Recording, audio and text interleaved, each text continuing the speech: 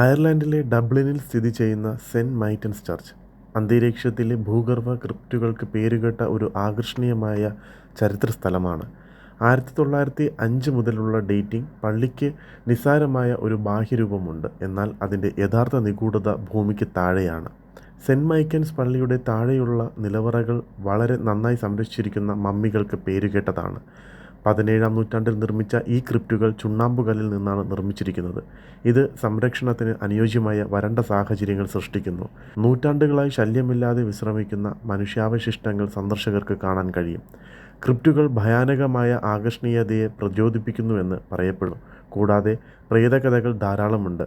ഐതിഹ്യങ്ങൾ അമാനുഷിക പ്രവർത്തനങ്ങളെക്കുറിച്ച് സംസാരിക്കുന്നു. ചിലർ ഭൂഗർഭ പാതകൾ പര്യവേക്ഷണം ചെയ്യുന്നതിനിടയിൽ മന്ത്രിക്കുന്നതോ വിചിത്രമായ സാന്നിധ്യം അനുഭവിക്കപ്പെടുന്നതോ ആണെന്ന് അവകാശപ്പെടുന്നു. ഗൈഡഡ് ടൂറുകൾ വഴി ക്രിപ്റ്റുകൾ ആക്സസ് ചെയ്യാൻ കഴിയും.